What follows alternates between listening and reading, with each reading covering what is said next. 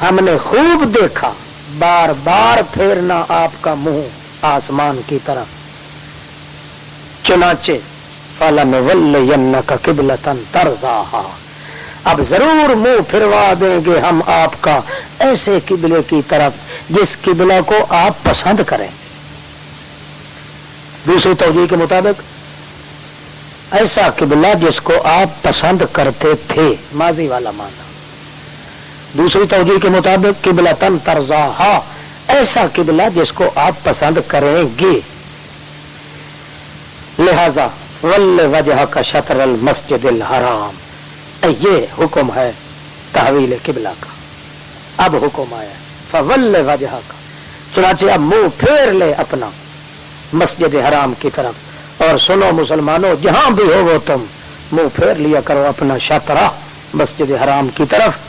اور ان الذین اوتوا الکتاب، جن کو کتاب دی گئی ہے یہود و نصارہ، یہ خوب جانتے ہیں اندر سے کہ انہ الحق من ربہم، یہ تحویل قبلہ کا حکم جو ہے یہ رب کی طرف سے بالکل سچا ہے۔ وما اللہ بغافل عما یعملون، مگر جو کچھ وہ کردار کر رہے ہیں اللہ اس سے غافل نہیں ہے۔ وَلَئِنْ أَتَيْتَ الَّذِينَ أُوتُوا الْكِتَابَ، زجر اول، نبی علیہ السلام کے لیے پہلی زجر، خبردار کرنا، جھنجھوڑنا۔ وَلَئِنْ أَتَيْتَ الَّذِينَ، آپ سنیں، اگر آپ لے آئے نا ان لوگوں کے پاس جو ان کو کتاب دی گئی ہے، ہر قسم کا معجزہ لے آئیں، ما تبعوا قبلتک، وہ کبھی آپ کے قبلہ کی طرف منہ نہیں کریں گے۔ حالانکہ ان کی کتابوں کے اندر لکھا ہوا ہے کہ ایک وقت آئے گا کہ جو آخری نبی اس کا وہ بیت المقدس والا قبلہ ختم کر کے تحویل قبلہ کا حکم آئے گا، مگر یہ اب ضد کی وجہ سے نہیں مانے گے۔ وما انت بتابع قبلتہم، اب تو بھی اس حال میں ہے کہ ان کے قبلہ کی کبھی آپ تابع نہیں ہو سکتے۔ وما بعضهم بتابع بعض قبلۃ بعض، کمال یہ ہے کہ یہودی اور عیسائی ایک دوسرے کے قبلہ کی طرف بھی منہ نہیں کرتے، آپس میں بھی دشمن ہے۔ وما بعضهم بتابع قبلۃ بعض، نہیں بعض ان کے تابع قبلے بعض کے۔ وَلَئِنِ اتَّبَعْتَ أَهْوَاءَهُمْ، اب سن لے، آپ میرے ہیں بندے، رسول ہیں مگر کیا ہیں؟ میرے بندے ہیں، اور شرعی تکلیف ہوتی ہے بندوں پر، بلکہ شرعی تکلیف ہی مبدا منشا ہے بندے ہونے پر۔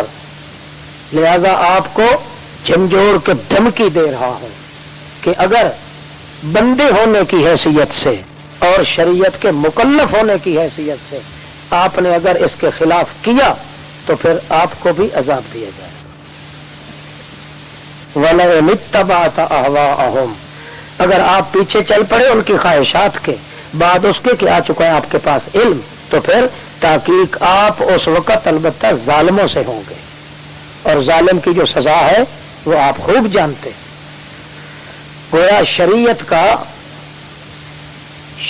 کا جو حکم ہے، شارع چونکہ ہے اللہ پاک، اور شریعت کا شارع یہ ہے رسول اللہ۔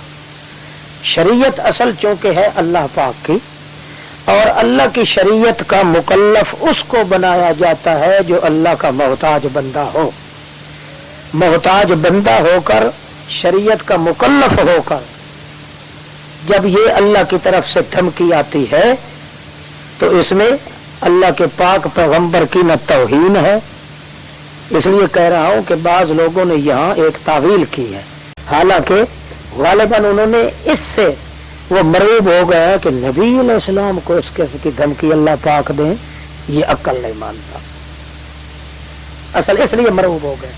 حالانکہ یہ گل غلط ہے، بات یہ کوئی مرعوب ہونے کی بات نہیں ہے۔ بات یہ ہے کہ نبی علیہ السلام رسول ہیں، معصوم بھی ہیں، یوں کر بھی نہیں سکتے، یہ ہو بھی نہیں سکتا، مگر بحیثیت مکلف ہونے کے، بحیثیت اللہ کے بندے ہونے کے، اللہ کی طرف سے اگر دھمکی ہو تو اس میں کون سی بے ادبی ہے؟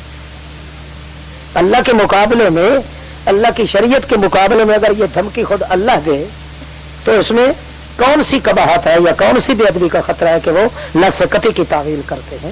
تعویل کرنے کی ضرورت نہیں، کیوں؟ اس لیے کہ ہمیں پتہ ہے کہ نہ اللہ کا پیغمبر شرک کر سکتا ہے، نہ مشرکین سے تعلق لگا سکتے ہیں، اور معصوم ہے اللہ کا پیغمبر، مگر اس کے باوجود اللہ فرض محال جب خطاب کیا جائے اور کیا بھی اس طریقے پہ جائے کہ آپ مکلف بھی ہیں شریعت کے، جس طرح امت پہ نماز پڑھنا فرض ہے نبی پہ بھی نماز پڑھنا، جس طرح امت پہ شرک جائز نہیں ہے تو نبی پہ بھی نہیں ہے، شریعت کا مکلف بھی ہے اور اللہ کے بندے بھی ہیں، لہذا اللہ اپنے مکلف کو اپنے بندے کو اگر دھمکی دے تو اس میں حرج کیا ہے یا قباحت کیا ہے؟ اس لیے تعویل کرنے کی ضرورت قطعاً نہیں۔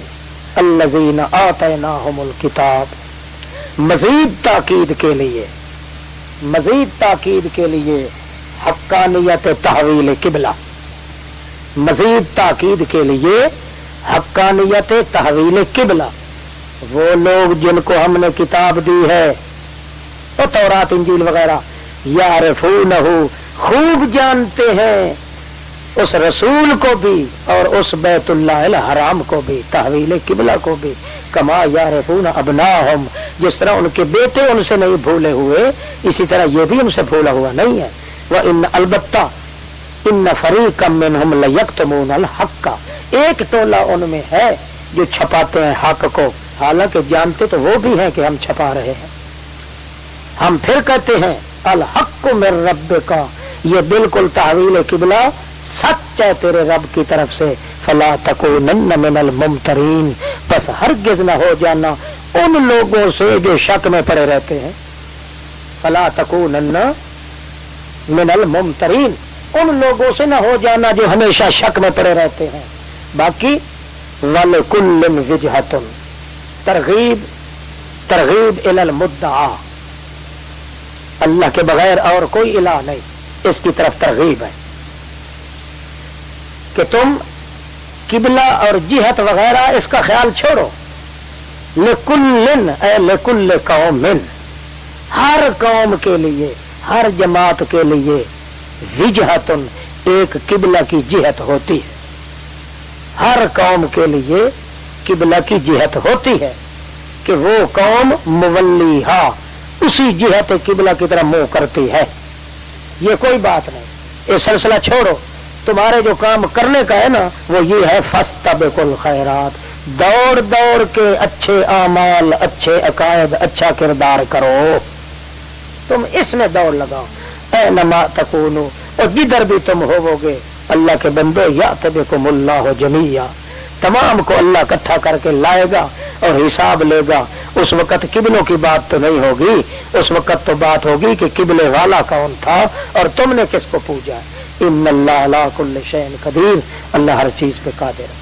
پھر تاکید ہم کر رہے ہیں ومن حیث خرجت، پس جہاں سے بھی آپ نکل رہے ہوں، فول وجہک کا منہ پھیر لیا کرو اپنا مسجد حرام کی طرف، کیوں؟ وانہ للحق من ربک، وہ میرا سچ ہے تحویل قبلہ تیرے رب کی طرف سے، وما اللہ بغافل عما تعملون ومن حیث خرجت۔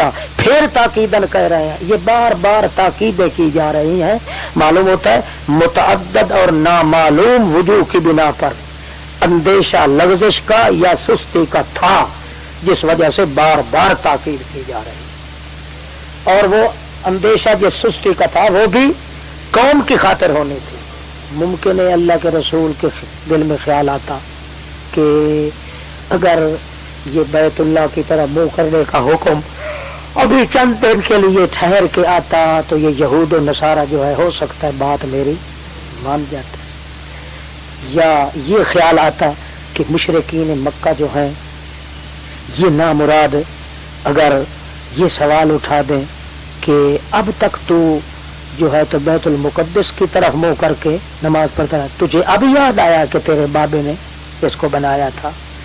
اس قسم کے خیالات کا اندیشہ تھا کہ نبی علیہ السلام کے دل میں آئے، اور آخر انسانی بشری طاقت کی وجہ سے، انسانیت کی وجہ سے ہو سکتا ہے کوئی دل میں خیال آئے، اس لیے بار بار تاکید کی جا رہی ہے، تاکید پہ تاکید، تاکید پہ تاکید۔ من حیث خرجت، پھر تاکید دوبارہ سے بارہ، چار بارہ کہتے ہیں یہاں سے آپ نکلے منہ پھیر لیا کریں مسجد حرام کی طرف۔ وحیث ما کنتم، ہو مسلمانوں جہاں بھی ہو وہ تم، فولوا وجوہکم شطرہ، اپنے چہروں کو ادھر پھیر لیا کرو. لے اللہ یکون ڈٹ جاؤ تاکہ نہ رہ جائے لوگوں کے لیے اوپر تمہارے کائی حجت. اب نہ مشرکین مکہ حجت کر سکتے ہیں اور نہ یہود و نصارہ حجت کر سکتے ہیں. سب کی حجت کٹ گئی کیونکہ بیت المقدس میں اس کی طرف جب تک منہ کر کے نماز پڑھتے رہے ہیں تو وہ بھی تورات انجیل میں لکھا ہوا ہے. مکہ والوں کا جو اعتراض تھا کہ جی باپ دادے اپنے کا بنایا ہوا جو ہے چھوڑ کے دوسرے کا منہ کر کے پڑھ رہا ہے، ان کی حجت بھی ختم ہو گئی. اس لیے تمام کی حجتیں ہو گئی ختم. آپ اسی پہ ڈٹ جائیں. ہاں الا الذین ظلموا منہم، جو مگر وہ لوگ جو ان سے ظالم ہوں گے نا وہ تو حجتیں کرتے ہی رہتے ہیں نا. بے ایمانوں کی تو عادت ہے. مثلا وہ ضدی مشرک کہیں گے لو جی اب اس کو یاد آیا ہے کہ میرا قبلہ یہ ہے. اب تک تو اس کو پتہ نہیں چلا ہے. اس لیے جب یہ اس کو اب یاد آیا ہے کہ میرے باپ دادے کا قبلہ ہے تو معلوم ہوتا ہے یہ اپنا پہلا مذہب کسی نہ کسی وقت چھوڑ کر ہمارے مذہب پہ آ جائے گا جس طرح ہمارے قبلے پہ آ گیا ہے. اس قسم کے ظالم لوگ کٹ حجتی کریں گے مگر فلا تخشوہم واخشونی، ان سے ڈرنا نہیں، واخشونی مجھ سے ڈر. اب دوسری حکمت تحویل قبلہ کی دوسری علت وَلِأُتِمَّ نِعْمَتِي عَلَيْكُمْ. میاں اس لیے میں نے یہ حکم دیا. پہلی علت کیا تھی؟ إِلَّا لِنَعْلَمَ مَن يَتَّبِعُ الرَّسُولَ مِمَّن يَنقَلِبُ عَلَىٰ عَقِبَيْهِ. دوسری علت وَلِأُتِمَّ نِعْمَتِي عَلَيْكُمْ، تاکہ میں پورا کر دوں اپنی نعمت کو اوپر تمہارے. یہی کیا ہے؟ دونوں قبلوں والا بنا دوں تم کو. میری نعمت پوری ہو گئی. بیت المقدس والا قبلہ بھی تمہیں دیا اور پھر بیت اللہ کا بھی. اب میری نعمت پوری ہو گئی. تو وَلَعَلَّكُمْ تَهْتَدُونَ، اور تاکہ تم بڑی سکون کے ساتھ ہدایت کے راستے پہ چلتے رہو. تمہیں سکون ہو کہ ہم نے ہمارے اندر کوئی کوتاہی باقی یا کمی نہیں رہ گئی. کما ارسلنا فیکم، کما ارسلنا سے آگے چلے جاؤ شاکر علیم تک. فإن اللہ شاکر علیم 158 آیت. کما ارسلنا فیکم سے شاکر علیم تک 100 آیت 158 اس تک. یہ ہے جملہ معترضہ برائے استطراد. جملہ معترضہ برائے استطراد. استطراد کا معنی یہ ہوتا ہے کہ اس جملہ کو پہلی کلام سے بھی ربط ہے اور مابعد والی کلام سے بھی ربط ہے. جملہ معترضہ یعنی درمیان میں پیش آنے والا جملہ. جملہ معترضہ برائے استطراد یہ طرد سے ہے. اس کا مطلب یہ ہوتا ہے کہ اس جملہ کو ما قبل والی کلام سے بھی تعلق ہے، ما بعد والی کلام سے بھی تعلق ہے. جملہ معترضہ برائے استطراد، یا یوں بھی کہتے ہیں جملہ معترضہ استطرادیہ. کما ارسلنا فیکم رسولا منکم. او مسلمانوں، کما ارسلنا فیکم، چونکہ کاف تالی لیا، چونکہ جہاں کاف تالی لیا ہو تو بمعنی شرط ہوتا ہے نا، اور علت اور معلول شرط اور جزا کے مقام پہ ہوتے ہیں نا. کاف تالی لیا بمنزل شرط کے ہے. آگے نیچے چلو. فذکرونی یہ جزا ہے. کاف تالی لیا بمعنی شرط. آگے آیت 152 فذکرونی اذکرکم. یہ فذکرونی پر فے جو داخل ہے یہ جزائیہ ہے، یہ جملہ جزائیہ ہے. کما ارسلنا شرط، فذکرونی جزا. کما ارسلنا فیکم چونکہ چونکہ ابن جریر جو ہے نا، ابن جریر نے لکھا ہے کہ کاف جو ہے وہ تعلیل کے لیے نہیں آتا، کاف تعلیل کے لیے نہیں آتا، مگر وہ بیچارے میں بڑے سے بڑے آدمی کو بھی صاحب ہو جاتا ہے، بہت بڑا آدمی ہے مگر یہ غلطی ہو گئی۔ حالانکہ ایک مقام پر وہ خود معنی ایسا کرتا ہے جہاں کاف تعلیلیہ ہے۔ قرآن میں آتا ہے نا وَاذْكُرُوهُ كَمَا هَدَاكُمْ، وَاذْكُرُوهُ، وہاں معنی کیا کرتا ہے؟ وَاذْكُرُوهُ لِمَا هَدَاكُمْ، وَاذْكُرُوهُ، یہاں کاف تعلیلیہ والا معنی خود کر دیا ہے، مگر ویسے لکھتا ہے اپنی تفسیر میں کہ کاف تعلیل کے لیے نہیں آتا۔ بڑے بڑے سے بھی غلطی ہو جاتی ہے۔ ایک بہت بڑا آدمی ہوتا ہے مگر اسے چھوٹے سے چھوٹی بات پہ بھی لغزش ہو سکتی ہے، یہ کوئی بڑی بات نہیں۔ چھوٹے سے چھوٹا آدمی ہوتا ہے مگر ایک بہت بڑا مسئلہ بھی اسے سمجھ آ سکتا ہے۔ ہاں جی، کما ارسلنا فیکم، کما ارسلنا، چونکہ بھیجا ہم نے بیچ تمہارے رسول جو تمہاری جنس کا، پڑھ رہا ہے پر تمہارے آیات ہماری، پاک کر رہا ہے تمہیں، تعلیم دے رہا ہے تم کو کتاب کی اور دنائی سنت کی، وَيُعَلِّمُكُمْ، اور سکھا رہا ہے تم کو وہ مسئلے جن کو تم جانتے بھی نہیں تھے۔ لہذا کیا کرو؟ فَاذْكُرُونِي، چونکہ میں نے رسول بھیجا ہے جو تمہیں یہ کام کروا رہا ہے، لہذا فَاذْكُرُونِي أَذْكُرْكُمْ، یاد رکھو مجھے، اذکرکم، میں تو کبھی بھولا ہی نہیں تم کو، واشکروا لی ولا تکفرون، اور میری نعمتوں کا شکر کرو۔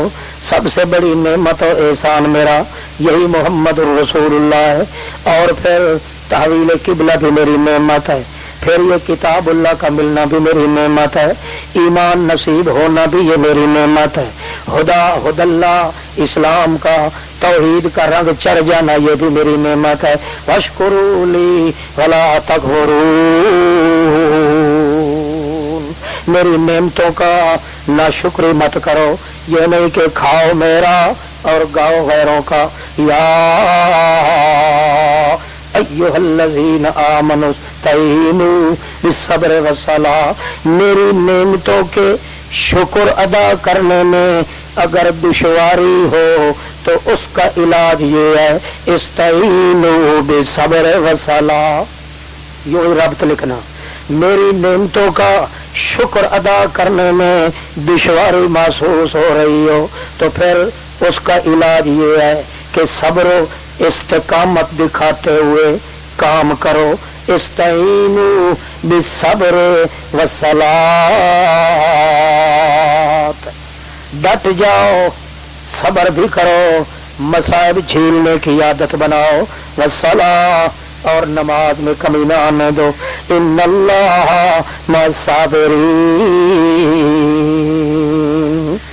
ولا تقولوا، اور اگر کوئی اس راستے میں یہودیوں عیسائیوں کے ہاتھوں یا مشرکین کے ہاتھوں تعویل قبلہ کے بعد اگر وہ چھٹے ہو کر تم سے لڑیں اور کوئی اگر مارا بھی جائے اس لڑائی میں تو یوں سمجھنا کہ اللہ کی توحید کے راستے میں مارا گیا ہے، لہذا اس کو مردہ نہ کہنا، لا تقولوا لمن یقتل فی سبیل اللہ اموات، پھر جہاد سمجھنا، پھر اگر کوئی مارا بھی جائے تو اس کو مردہ نہیں کہنا، کیوں؟ بل احیاء، بلکہ وہ بالکل میرے نزدیک تو وہ زندہ ہی ہوں گے، ولکن لا تشعرون،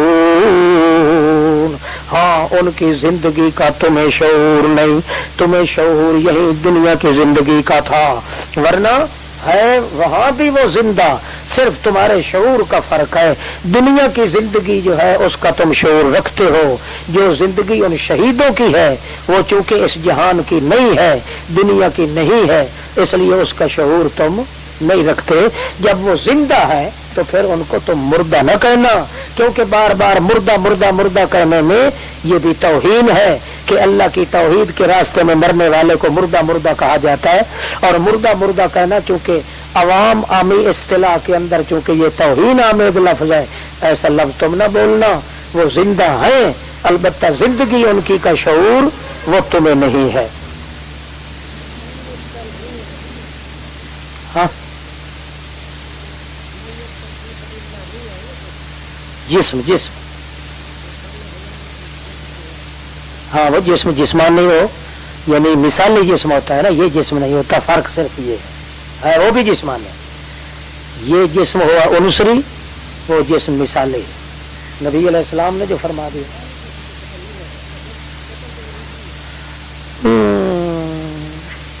ظاہر شریعت کا حکم لگتا ہے ظاہر چیز پہ، اس میں حقیقت کا ذکر نہیں ہوتا. ظاہری طور پہ چونکہ یہ جسم ہے نظر آنے والا، اس لیے قتل کا امتثال جو ہوگا اسی ظاہری پہ.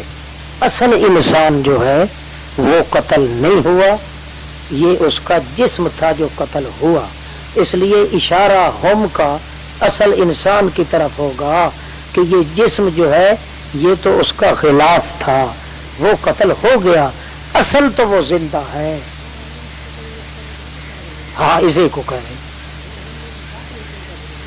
ہم نہیں لگا رہے، نہیں وہ نہیں بکیں گے. جو اس کی وجہ یہ ہے کہ ہم جب کہیں گے تو ہم کہیں گے کہ اللہ کے رسول کے پاس صحابہ کرام بھی یہی شبہ لے کر گئے تھے کہ جب ہم نے اپنے ہاتھوں سے ان کو دفن کیا ہے، کہیں ان کا سر تھا، کہیں دھڑ تھا، کہیں ٹانگیں تھی، کہیں جسم تھا، پھر ان کے متعلق اللہ کس طرح فرماتے ہیں کہ وہ زندہ ہے. یہ شبہ اصل میں صحابہ کرام نے خود پیش کیا تھا. حضرت جابر کہتے ہیں انا سألنا عن ھذا رسول اللہ، اس کا جواب اللہ کے رسول نے یہ دیا تھا کہ ارواحہم فی اجواف طیر خضر تعلق فی شجر الجنہ.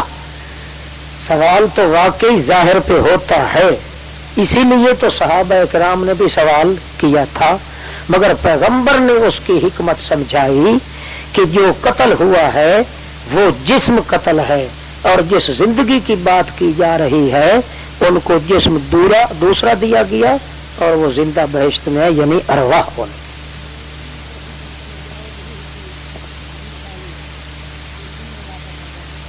جسم میں یعنی واپس تو آد روح ہی جیسا دے، وہ تو ہے ہی جھوٹی.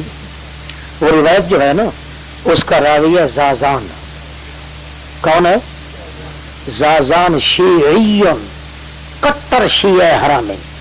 اور شیعوں کا یہ عقیدہ ہے کہ میت کی ناف تک روح واپس آ جاتی ہے. وہ چونکہ شیعہ اس لیے، اور پھر روایت اگر سند پہ بحث نہ کریں تب بھی قرآن کی نص قطعی کے خلاف ہے. ایک نص قطعی تو یہی ہے کہ یمسک التی قضا علیہ الموت. وہ جب یہ بحث آئے گی تو اس وقت پھر دوبارہ سوال کرنا اور تحقیق لکھ لیں. اچھا جی، وَلَا تَقُولُوا لِمَن يُقْتَلُ فِي سَبِيلِ اللَّهِ أَمْوَاتٌ بَلْ أَحْيَاءٌ. اب یہاں جو ہے نا بل احیاء، بلکہ وہ زندہ ہیں، اس کے متعلق صحیح حدیث بھی آ گئی ہے. صحیح حدیث ایسی حدیث جس میں راوی مذہب کے 3 امام ہیں. راوی مذہب کے 3 امام ہیں مجتہد. روال امام احمد ان الامام شافعی ان الامام مالک ان الزہری ان عبد الرحمن ابن کعب ان ابی ان النبی قال النبی صلی اللہ علیہ وسلم نسمۃ المؤمن طائر یعلق فی شجر الجنت حتی یرجعہ اللہ الی جسدہ یوم یبعثہ روایت جو ہے حاذا الاسناد صحیح متن متین اجتمع فی ثلاثۃ من الائمۃ الاربعۃ متبعۃ فی عالم الدنیا. محدثین لکھتے ہیں کہ یہ اسناد صحیح ہے، متن اتنا پکا ہے جس کے اندر مذہب کے 3 امام راوی ہیں. اس روایت جیسی صحیح روایت اور ہے ہی کوئی نہ. اور یہ روایت کیا کہتی ہے کہ نبی پاک نے فرمایا مومن کا جو روح ہے یہ پرندہ بن کے بہشت کے میوے کھاتا ہے. پرندے کی شکل میں ان کو جسم دیا جاتا ہے، اڑتا ہے. حتی یرجع اللہ الی جسدہ یوم یبعثہ، اپنے جسم کی طرف لوٹے گا جس دن قیامت قائم ہو. وہ جو شیعہ ہے وہ کہتا ہے تواد روح فی جسدہ، اس نے گھو کھاتا. نبی علیہ السلام تو فرماتے ہیں قیامت سے پہلے روح واپس نہیں آئے گی. اللہ اللہ. اچھا وَلَنَبْلُوَنَّكُمْ بِشَيْءٍ، مصائب پر صبر علی المصائب کی تلقین. وَلَنَبْلُوَنَّكُمْ، تم نے او مسلمانوں بڑے اونچے مکان کو ہاتھ لگایا ہے. الوہیت کا مسئلہ، اس کے لوازم کا مسئلہ، اس کے مقتضا کا مسئلہ، پھر الوہیت کے دشمنوں سے مقابلہ، مقتضا کے دشمنوں سے مقابلہ، لوازم کے دشمنوں سے مقابلہ. بڑے اونچے چڑھائی چڑھنا چاہتے ہو، اس لیے پریکٹس کرو، ٹریننگ لو، ورزش کرو دکھ برداشت کرنے کی، مصائب برداشت کرنے کی. لہذا سن لو وَلَنَبْلُوَنَّكُمْ بِشَيْءٍ، ہم ضرور آزمائیں گے تمہیں کچھ نہ کچھ خوف دے کر، بھوک دے کر. نقص من الاموال، تمہارے مالوں کے گھاٹے بھی آئیں گے تمہیں. والانفس، اور جانوں کا خسارہ بھی اٹھاؤ گے. والثمرات، پھلے پھولے کھیت باغات تمہارے ہم اجاڑ دیں گے. لہذا ٹریننگ لو، ٹرائی کرو، ورزش کرو، کیونکہ کام جو بڑا ہے تو اس میں نبھانا بھی بڑوں کا کام ہوتا ہے. بزدلی سے کام نہیں بنے گا، مخالفت کا خطرہ مول لینا پڑے گا.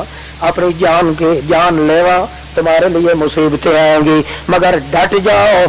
یہ بھی سن لو اگر تم ڈٹ گئے بشر الصابرین، مبارک دے میرے پیغمبر ان لوگوں کو جو ڈٹ جاتے ہیں. الذین اذا اصابتهم مصیبہ، وہ لوگ کہ جب ان کو پہنچ جاتی ہے مصیبت تو کیا کہتے ہیں زبان حال سے یا زبان قال سے؟ انا للہ، ہم سارے کے سارے اللہ ہی کا مال ہے. وَإِنَّا إِلَيْهِ، اور ہم سارے کے سارے اسی کی طرف لوٹ کے جانے والے ہیں. یہ لوگ جو ہیں میری طرف سے انعام یہ ہے میرے پیغمبر، اولئک علیہم صلوات من ربہم ورحمہ، یہی وہ لوگ ہیں جن پر صلوات نعت خوانی ہوتی ہے ان کے لیے ان کے رب کی طرف سے.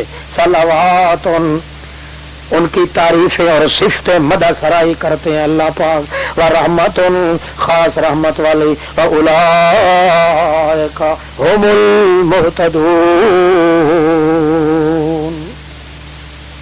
مسئلہ ہو حق، آدمی کو ہو پک، کتاب ہو لا شک ہے، پھر آدمی پہ اثر پڑے کہ اتنے مولوی مخالف ہو گئے جی، فلاں اتنے طرف آئے تھے نا.